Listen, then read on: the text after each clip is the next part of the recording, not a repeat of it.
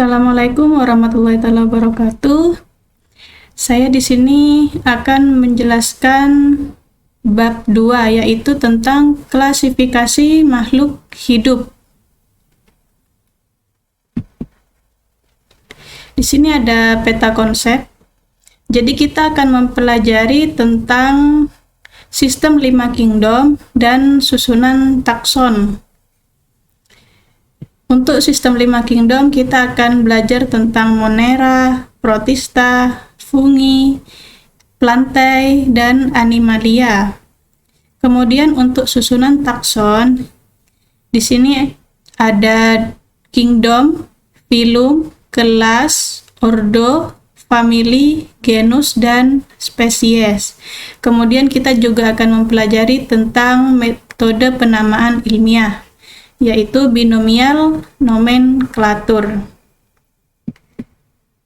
Pertama, kita akan belajar tentang ciri-ciri benda di lingkungan sekitar. Apa saja ciri-ciri benda di lingkungan sekitar kita?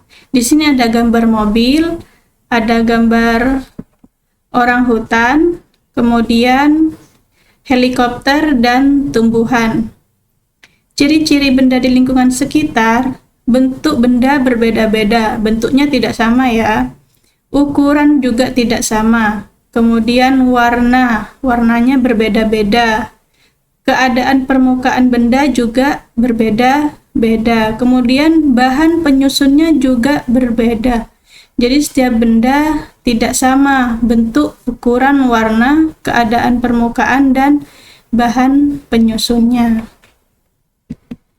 Kemudian cara mengklasifikasikan makhluk hidup. Yang pertama, kita harus tahu dulu ciri-ciri dari makhluk hidup. Ciri-ciri dari makhluk hidup ada 8. Yang pertama, bernafas. Yang kedua, bergerak. Kemudian makan dan minum, tumbuh dan berkembang biak, mengeluarkan zat sisa, peka terhadap rangsang, dan menyesuaikan diri terhadap lingkungan. Apa sih itu bernafas?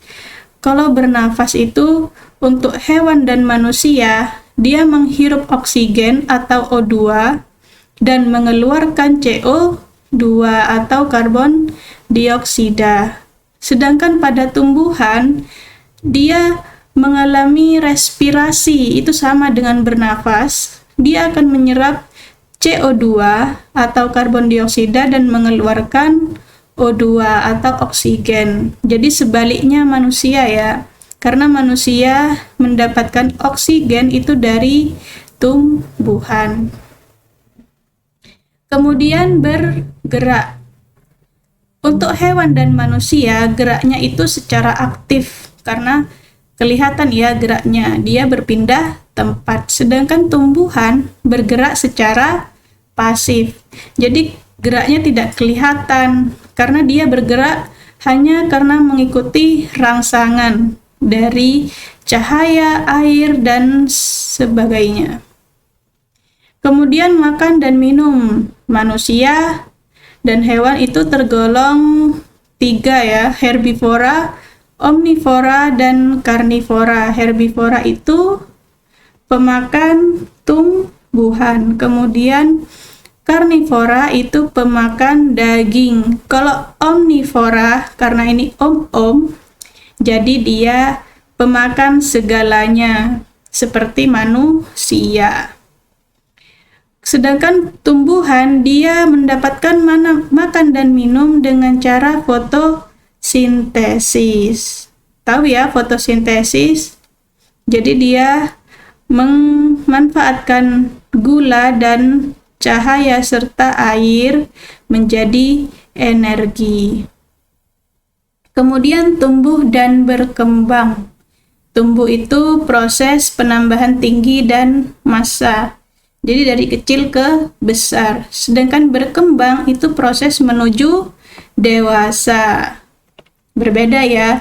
Kalau perempuan biasanya ciri-cirinya sudah menstruasi kalau berkembang.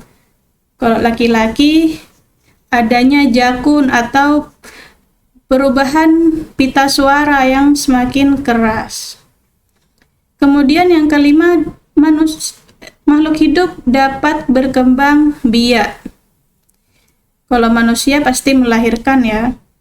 Kemudian kalau hewan ada 3, ovipar, ovovivipar, dan vivipar. Ada yang bertelur, ada yang melahirkan, dan ada yang bertelur dan melahirkan. Kemudian tumbuhan. Tumbuhan itu berkembang biak dengan cara vegetatif dan generatif. Vegetatif itu biasanya dengan tunas, tapi kalau generatif itu melalui perkawinan. Kemudian yang keenam, ciri dari makhluk hidup yaitu mengeluarkan zat sisa. Kalau manusia biasanya berkeringat, itu juga mengeluarkan zat sisa. Kemudian buang air kecil. Ini dari proses ginjal ya, sistem urinaria. Kemudian mengeluarkan CO2 ketika bernafas, itu juga proses mengeluarkan zat sisa. Kemudian kalau tumbuhan mengeluarkan oksigen. Kemudian yang nomor 7, peka terhadap rangsang. Kemampuan menghadapi rangsang itu namanya iritabilitas. Contohnya seperti bunglon, ketika ada rangsang, ada musuh, dia tahu dia akan berubah warna. Kemudian putri malu, ketika disentuh dia akan menguncup. Kalau manusia contohnya ketika dicubit dia akan merasakan sakit, itu karena peka terhadap rangsang. Kemudian yang nomor 8 yaitu menyesuaikan diri terhadap lingkungan, namanya adaptasi. Untuk tumbuh, adaptasi itu untuk bertahan hidup ya. Contohnya seperti kaktus. Kaktus itu bertahan hidup di tempat yang kering dan gersang dengan cara menyimpan air di daunnya sehingga daunnya sangat tebal. Kemudian contohnya lagi kalau unta memiliki punuk. Punuk itu sebagai cadangan air karena unta hidup di padang pasir yang sangat gersang juga. Kalau tidak memiliki salah satu dari 8 ciri-ciri makhluk hidup, maka dia tidak bisa dikatakan sebagai makhluk hidup. Jadi walaupun mobil itu makan bensin atau minum bensin dan mengeluarkan zat sisa dari knalpot, itu tidak bisa dikatakan makhluk hidup. Karena apa? Karena tidak memiliki salah satu ciri makhluk hidup yaitu berkembang biak. Jadi harus punya semuanya ya, 8 ini. Kemudian cara pengklasifikasian makhluk hidup itu dikembangkan oleh Carolus Linnaeus pada tahun 1707 sampai 1778. Jadi yang punya pemikiran pertama kali tentang klasifikasi makhluk hidup itu adalah Linnaeus. Apa sih klasifikasi makhluk hidup? Klasifikasi makhluk hidup adalah suatu cara mengelompokkan makhluk hidup berdasarkan kesamaan ciri yang dimiliki. Jadi kalau ciri-cirinya sama, dia dikelompokkan menjadi satu. Contohnya seperti mawar merah sama mawar biru. Karena sama-sama mawar, dia dikelompokkan jadi satu. Kemudian tujuan klasifikasi makhluk hidup itu untuk mempermudah mengenali, membandingkan, dan mempelajari makhluk hidup. Jadi kalau makhluk hidup ada yang tidak punya sayap, ada yang punya sayap, kita bisa membedakannya dengan cara pengelompokan. Kemudian ilmu yang mempelajari klasifikasi makhluk hidup disebut taksonomi. Kalau ilmu taksonomi ini dipelajari ketika kalian kuliah ya. Kuliah S1 jurusan biologi. Baru mempelajari tentang taksonomi. Dihafalkan itu semuanya dari kingdom sampai spesies. Kemudian bapak taksonomi yaitu Carolus Linnaeus. Sampai saat ini masih digunakan ya taksonomi itu. Ya, kita lanjutkan tahapan klasifikasi makhluk hidup. Menurut Linnaeus, yang pertama yaitu identifikasi ciri-ciri makhluk hidup. Kalau sama-sama punya sayap, punya sirip, dijadikan satu, sama-sama yang punya sayap. Kemudian pengelompokan berdasarkan persamaan yang ditemukan. Ya, dijadikan satu kelompok ya. Kemudian apabila dalam satu kelompok ditemukan perbedaan, maka individu tersebut bisa dipisahkan dari kelompok ini. Kelompok yang punya sirip dan punya sayap, maka dipisahkan karena ada perbedaan. Kemudian urutan takson dalam klasifikasi. Dalam sistem klasifikasi, makhluk hidup dikelompokkan dalam suatu tingkatan. Ini namanya satu tingkatan, yaitu takson. Dalam takson, makhluk hidup dikelompokkan berdasarkan persamaan ciri-ciri yang umum hingga khusus. Bila semakin sedikit persamaannya, maka akan semakin jauh keberkerabatannya. Ini ya, kingdom. Yang paling tinggi, yang paling banyak itu adalah kingdom. Makanya ada di paling atas. Persamaannya paling sedikit. Kemudian filum.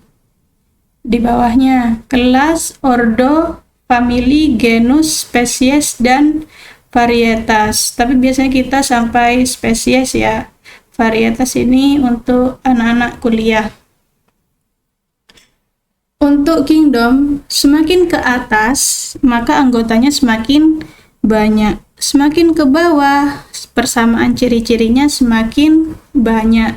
Tapi kalau semakin ke atas, persamaan ciri-cirinya akan semakin sedikit. Contohnya, mawar putih sama mawar merah. Dia sama-sama mawar, maka dikatakan satu genus. Tapi beda spesies. Tapi satu kingdom, yaitu kingdom tumbuhan, dari tumbuhan. Ini takson. Biasanya ini sering masuk ke ujian ya, susunannya disuruh urut dari yang paling besar atau dari yang paling kecil. Untuk kunci identifikasi atau kunci determinasi, yaitu petunjuk yang dapat digunakan untuk mengidentifikasi kelompok maupun jenis organisme. Jadi kita punya kunci biasanya untuk hewan dan tumbuhan. Namanya kunci determinasi.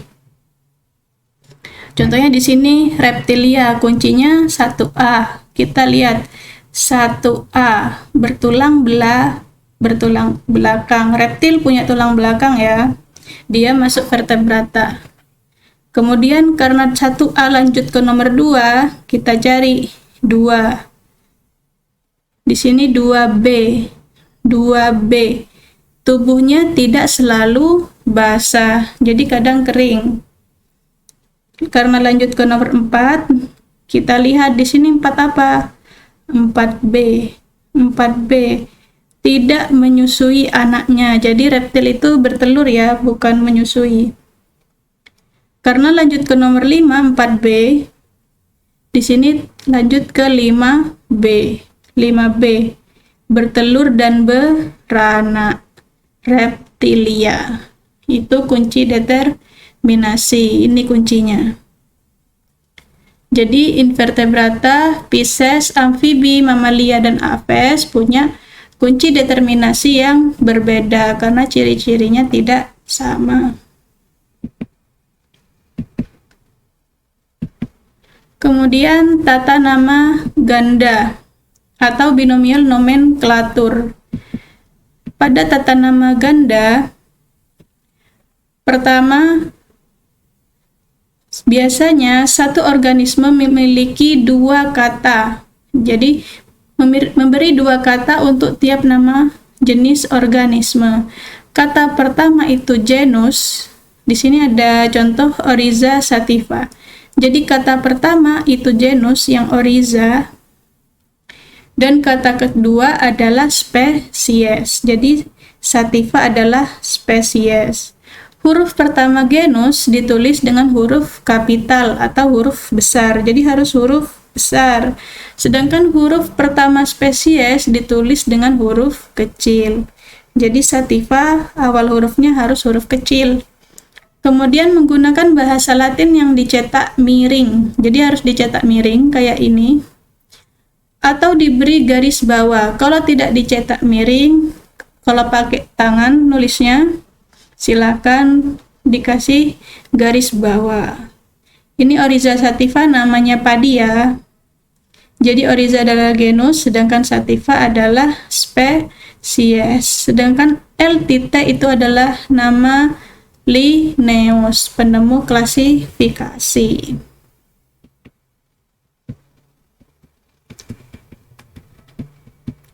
Ya, kita beralih ke klasifikasi makhluk hidup.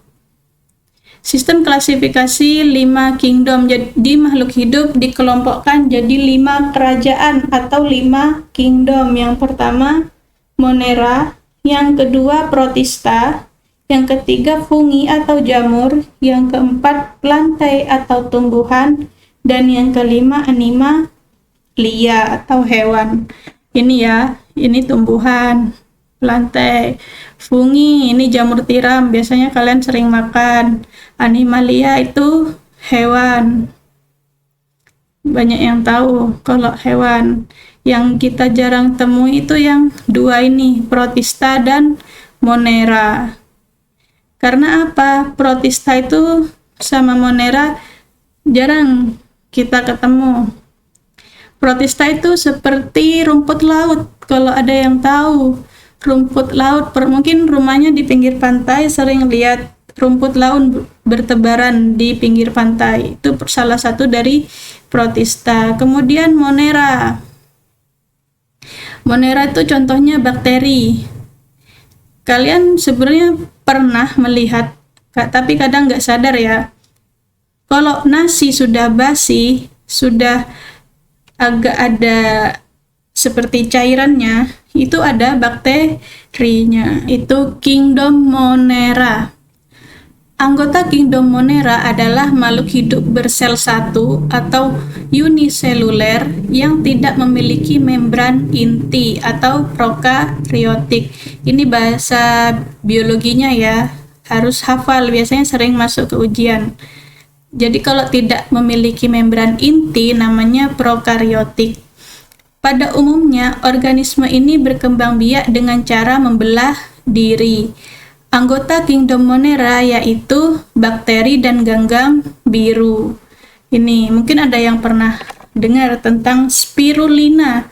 Biasanya dibuat jadi bahan masker yang warna apa itu? Hijau apa hitam? Jadi warna hitam kayaknya kalau spirulina. Kalau ada hijau ya. Kemudian bakteri. Ini bentuk-bentuk bakteri. Ada yang kokus atau bulat. Ini contohnya dari Streptococcus. Kemudian ada yang basil berbentuk batang. Contohnya Lactobacillus casei, bakterinya keju atau susu. Kemudian Spirillum.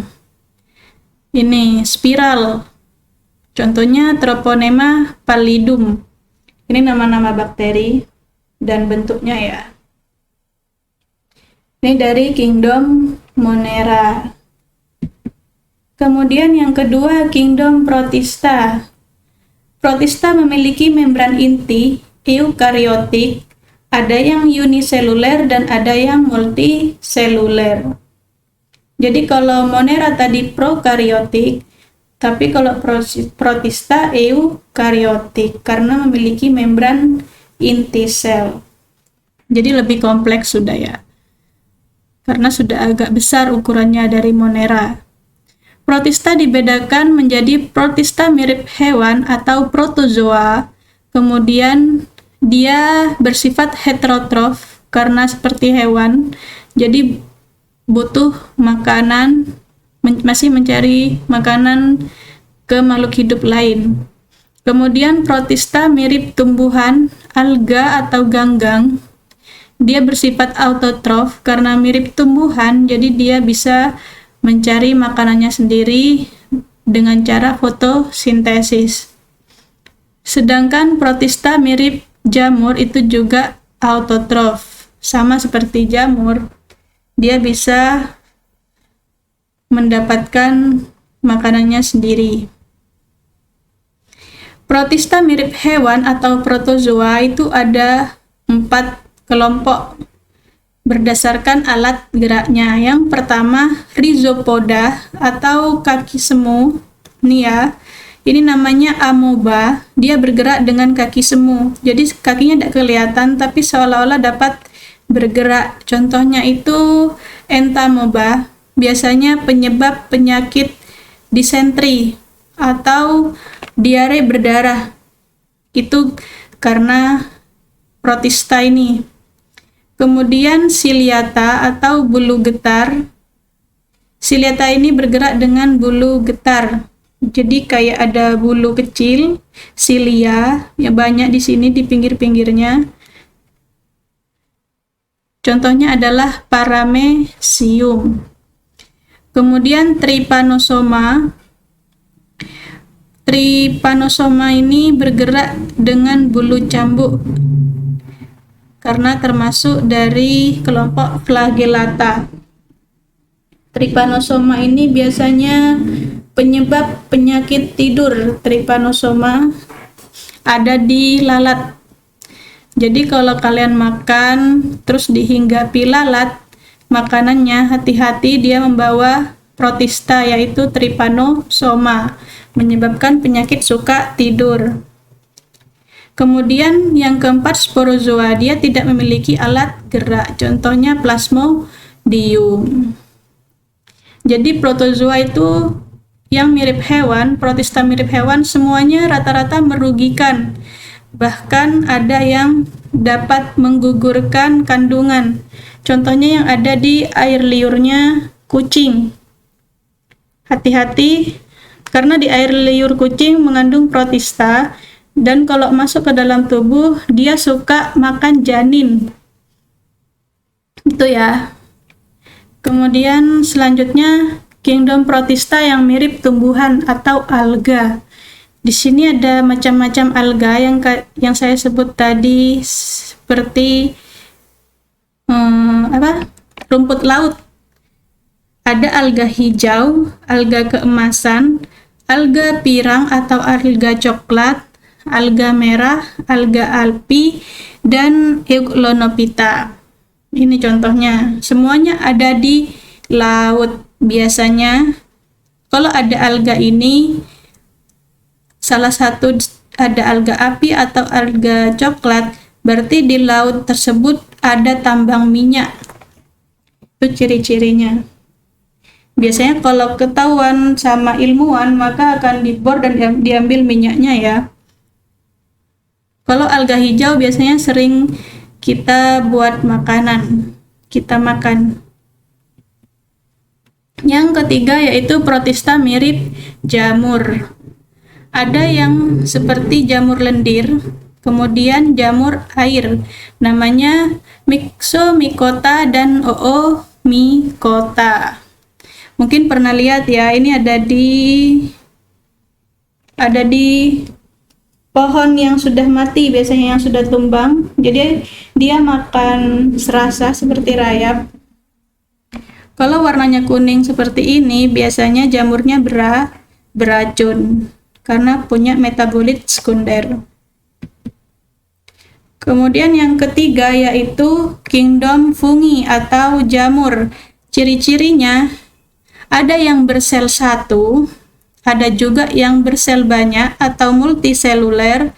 Kemudian dia eukariotik, memiliki membran inti karena lebih kompleks dari Monera.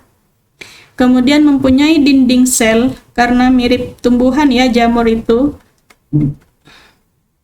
Kemudian tidak mempunyai klorofil, tidak seperti tumbuhan. Kemudian reproduksinya generatif dan vegetatif. Ada yang menggunakan spora, ada yang dengan perkawinan dua hifa.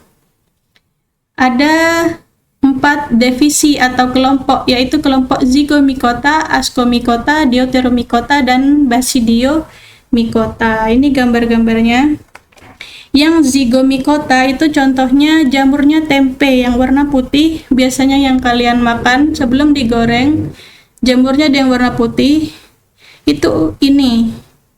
Kalau kita lihat pakai mikroskop, namanya kelompok jamur zygomicota. Kemudian ascomicota itu biasanya jamurnya kacang yang warna hijau, namanya Aspergillus flavus contohnya. Jadi kacang kalau sudah basi, kalau dimasak ya, kalau dikukus itu biasanya warna hijau kalau sudah 24 jam atau dapat 3 hari. Itu karena tumbuh jamur. Ini kalau dilihat dari mikroskop, jamurnya sangat cantik. Kemudian deuteromicota. Ini contohnya jamur yang ada di kulit. Ketika kulit kalian gatal-gatal, panu itu juga jamur ya, panu. Itu termasuk yang uniseluler. Kalau jamur tempe itu termasuk yang multiseluler. Ini kalau kulit kalian gatal-gatal, berarti ada jamurnya sampai bersisi, tapi tidak berair. Kalau berair itu ciri-cirinya bakteri, tapi kalau jamur biasanya bersisi. Kemudian basidiomicota, itu kelompok jamur yang besar seperti jamur tiram, jamur kuping, dan jamur-jamur yang biasanya kita lihat di pohon. Yang warna merah, warna kuning, warna coklat, yang besar, itu kelompok basidiomicota. Pada jamur, ada simbiosis mutualisme antara jamur dan ganggang atau lumut ya. Namanya lumut kerak atau lichen. Biasanya ada di pohon, bentuknya bulat-bulat, ada putih hijau, berwarna putih hijau, itu namanya lichen. Biasanya pohon mangganya orang Bondowoso Jember banyak lichennya. Kemudian yang keempat, kingdom plantae atau tumbuhan. Kingdom tumbuhan ini dibagi menjadi 2, yaitu tidak berpembuluh dan berpembuluh.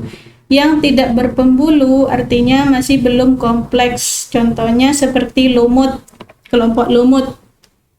Ada 3, lumut daun, lumut hati, dan lumut tanduk. Sedangkan yang berpembuluh, yang sudah kompleks strukturnya, itu ada tumbuhan paku, bukan paku yang ditancapkan ke tembok ya, tapi namanya tumbuhan paku. Kemudian tumbuhan berbiji.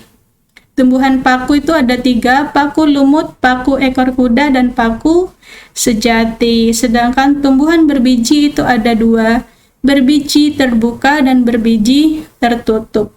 Ya, kita lihat selanjutnya apa saja kelompoknya. Ciri-cirinya bagaimana? Yang pertama, lumut. Ciri-ciri lumut, dia memiliki akar, batang, dan daun yang bukan sejati. Jadi tidak memiliki berkas pembuluh, nggak punya xilem dan floem. Kemudian akar lumut disebut rhizoid. Rhizoid itu namanya akar yang tidak punya xilem dan floem. Jadi dia berfungsi menempelkan tubuh lumut pada substrat dan hidup di tempat yang lembab. Contohnya di kamar mandi kalian di pondok. Kemudian berkembang biak dengan kawin dan tak kawin yang disebut dengan pergiliran keturunan atau metagenesis. Jadi ada yang hanya dengan spora, kemudian setelah lama-kelamaan bisa juga dengan kawin. Jadi dengan jantan dan betina ya. Plus min biasanya kalau tumbuhan. Bukan hewan soalnya. Kemudian ini tumbuhan lumut hati atau marsantia. Ini kayak hati ya, kayak love.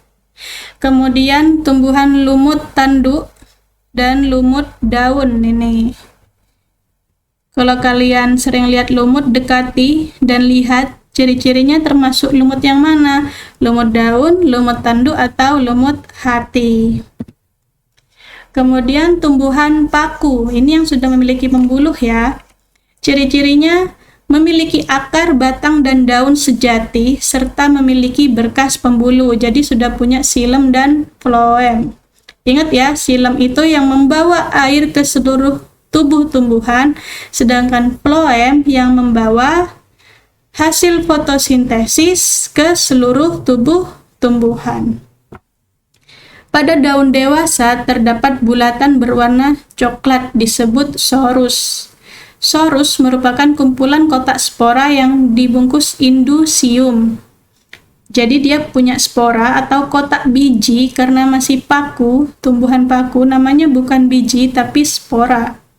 Kalau udah jatuh ke tanah, dia akan membentuk individu baru, akan tumbuh paku yang baru.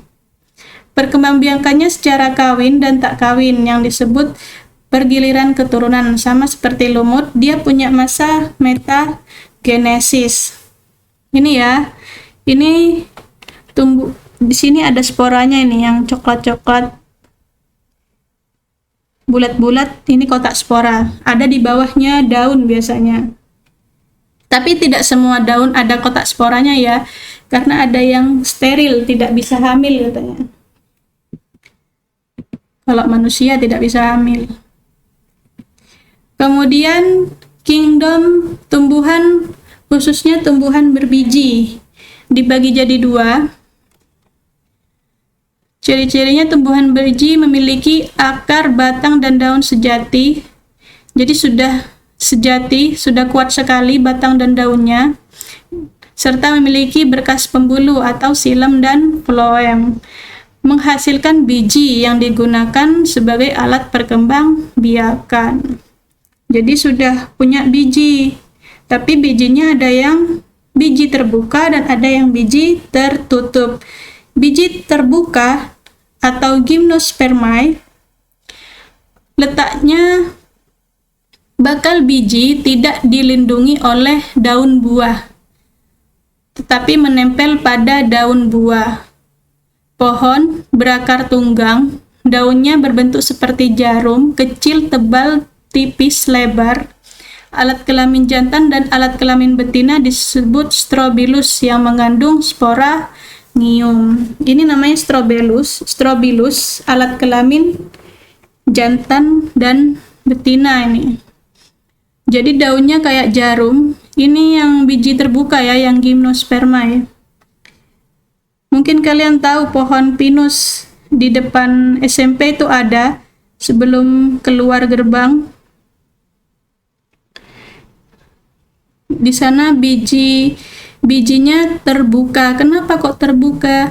Tidak ada dagingnya. Kalau mangga itu ada daging buahnya ya, baru ada biji di dalam. Nah, kalau yang biji terbuka itu tidak ada yang bisa dimakan.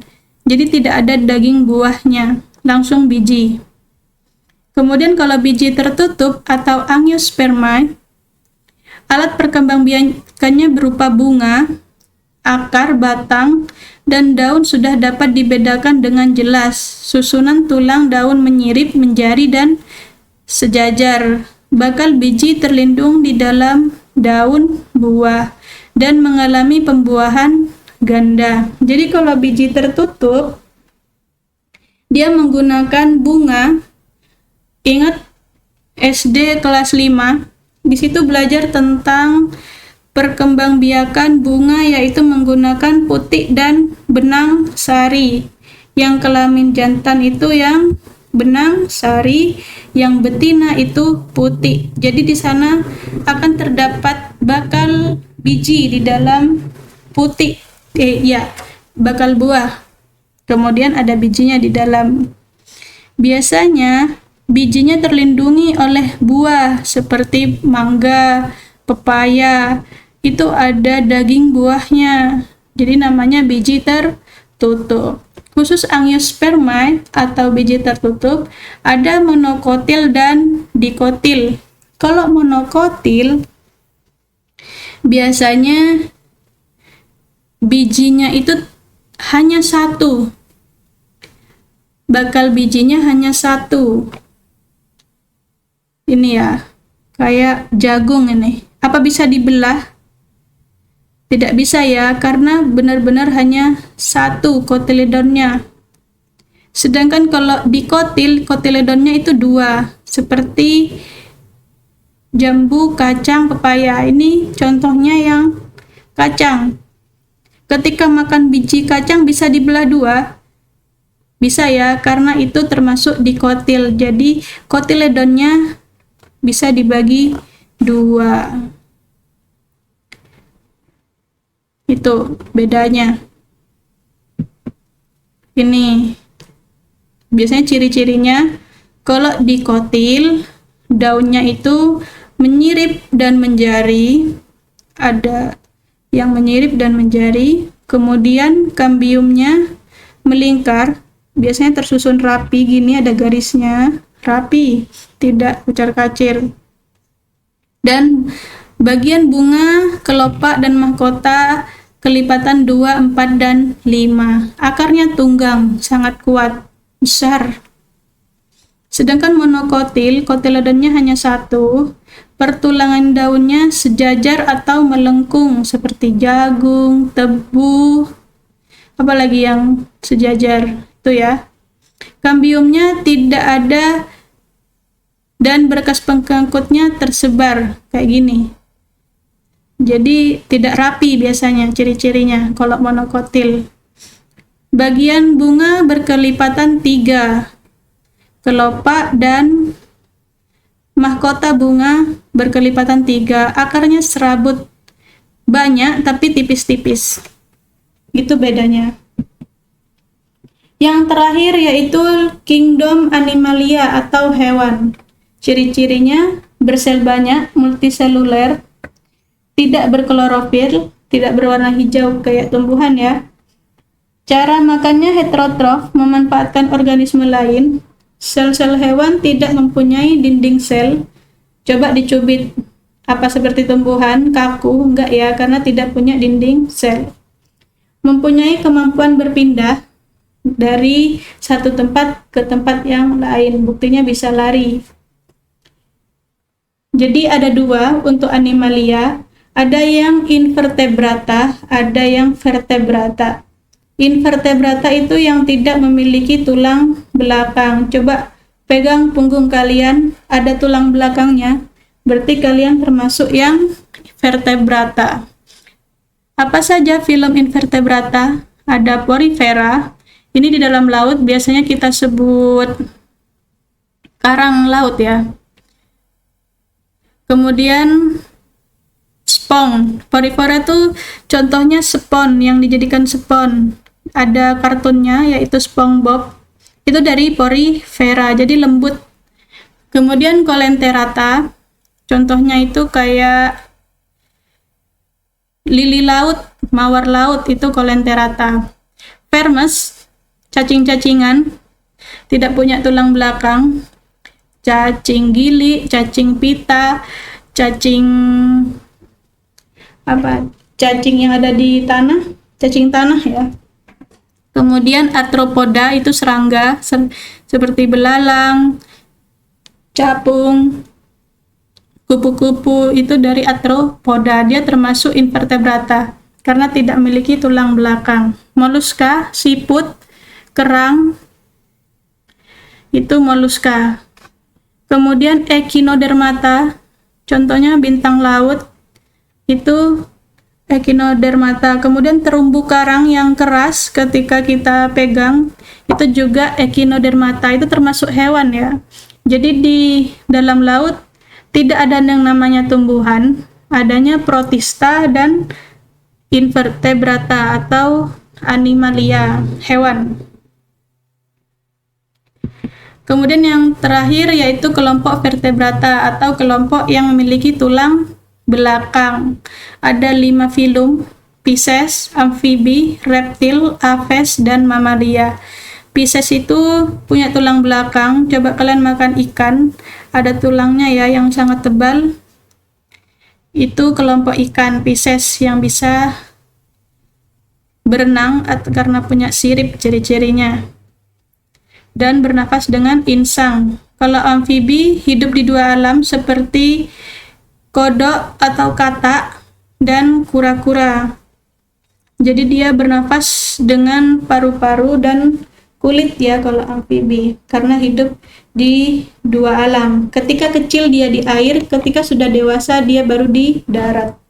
Sedangkan reptil, dia memiliki kulit yang keras, sudah mulai kompleks dari amfibi. Dia juga bernafas dengan paru-paru. Contohnya seperti buaya, ini buaya darat ya. Kemudian ular dan cicak atau juga kadal, itu juga termasuk reptil. Kemudian